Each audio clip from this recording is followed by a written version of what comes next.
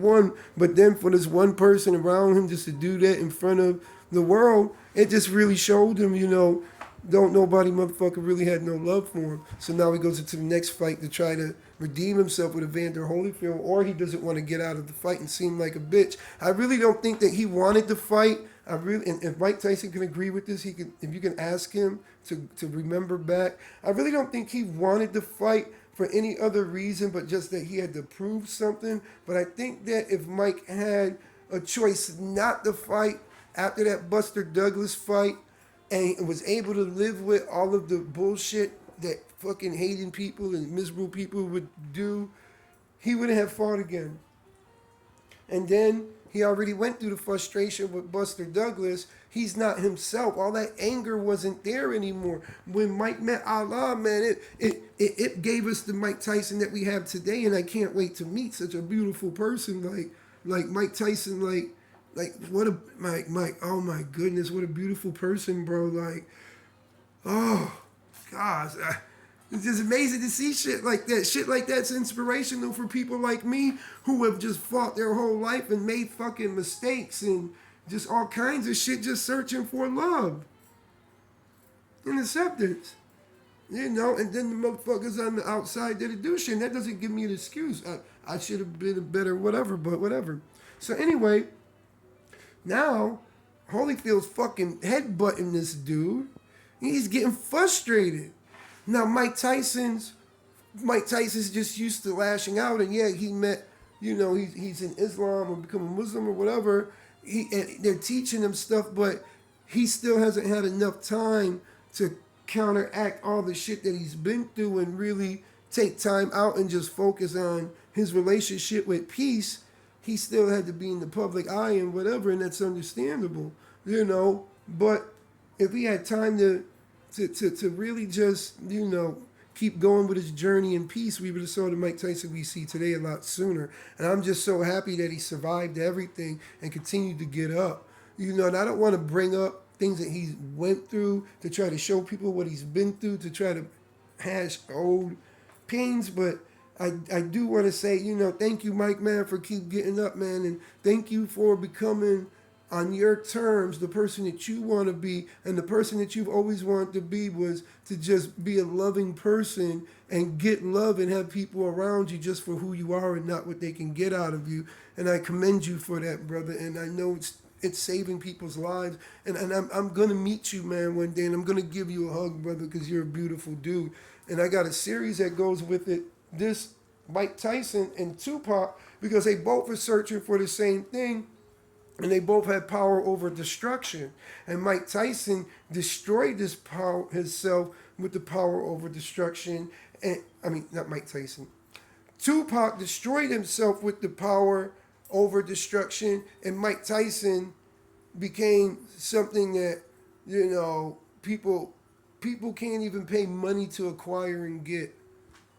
And that's me. So anyway, we're going to go into sign language. I'm going to show you a couple of different things of sign language and how it was used today.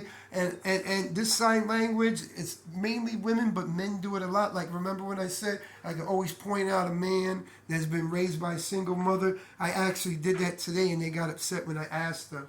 So I've only been in this place for about, what is it? We're in December, right? It's 12 minus 2. And then that 9 months. 9 months.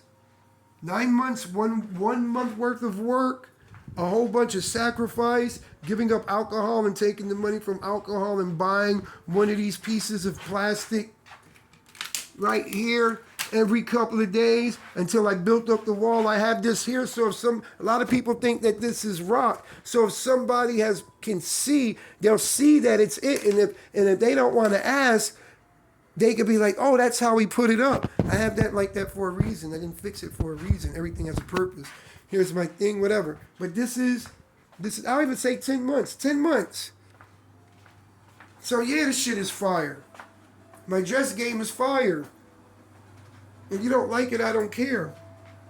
I already told you I got the reds on and the purple because I can do that. Because 10 months ago, I was sleeping outside behind dumpsters and next to shit and all kinds of crap and whatever. And I didn't even have clean clothes or able to wash my ass or whatever. And now I change 3 times a day. And my outfits, I actually put thought into my outfits. So everything has a thought in it, like the underwear and the holes in here, the red underwear. The red shoes, the red and blue here, red and blue make purple. The purple glasses, the beads that don't have anything at all to do with anything. These are not Buddhist beads. These are just beads from Dollar Tree. These earrings are fake. I'm not going to spend a bunch of money when I get a bunch of money on diamond earrings. I don't need that. I can put that money towards somewhere else, helping somebody or something, whatever. This right here, I don't need that jewelry. You know what happens though when people see this on me? Because they associate Buddhism with like people, peaceful people or whatever. They think these are Buddhist beads.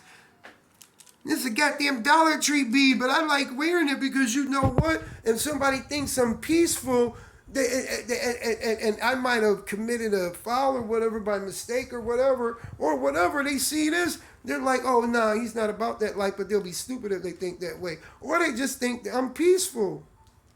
Or they use it because I'm a fly motherfucker, bro. I ain't even gonna cat me. Listen, man, I know what I am. I know what I am. The women know what I am. They like, listen, I'm telling you. I don't want to sit around here and record me walking around and how these women behave and put them on blast. But hey, shit, I'm just gonna be honest, man. I stand out. I change 3 times a day, man. Motherfuckers don't do that. I dress nice all the time. Why just wait till church? I'm trying to represent myself. You know, the way that I dress is the way that I feel for the most part.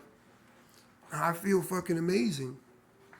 And you know what? What's so funny is that I've been through a lot, and I had the time that I needed, and I didn't mind the sacrifice. I had the time that I needed with a little bit of time in order to come up with the keys to Shangri-La and not have anything on the outside control how I feel or you guys hear how I talk. And on top of that, my views aren't the same. I don't care about right or wrong. Because if I worry about living life like that, I'm going to live a life of being let down a lot. I believe in opportunity and me doing what I need and positioning myself in order to take advantage of such said opportunity and let's move forward. And I believe in accountability in myself. And I couldn't have made it like this and had thinking like this if I wasn't accountable to myself and my actions and standing 10 toes down. You know, the proof was in the pudding. And now somebody can look at my videos and say, oh, he's acting like he knows everything. He's only been working on himself for this little bit of time. And you know what? I have to say I validate your opinion. I do. And to be honest, I don't even think that I should have to explain to you why you're wrong, and because I'm not going to waste my time like that. You're not. I will say this: by the question, by your statement, I can tell that it would be very hard for me to help show you how to do this and show you how quick it could change your life.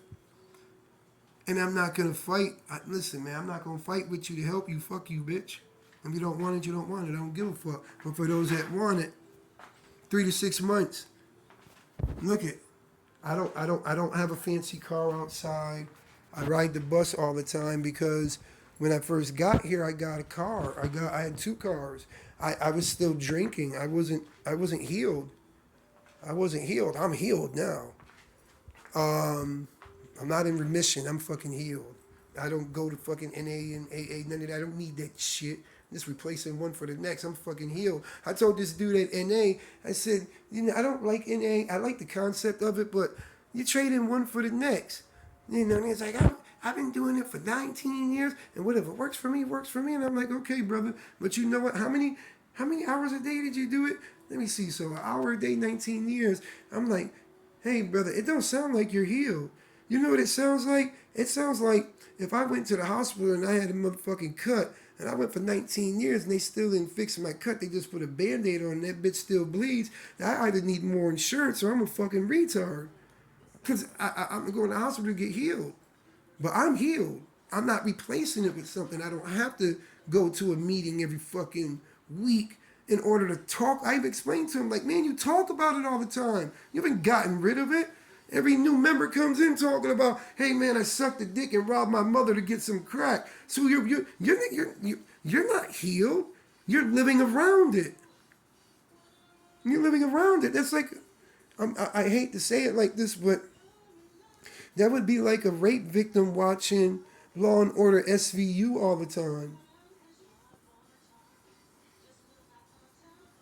You know, why would you want to be around content of the memory of what you've been through all the time? What would happen to that rape victim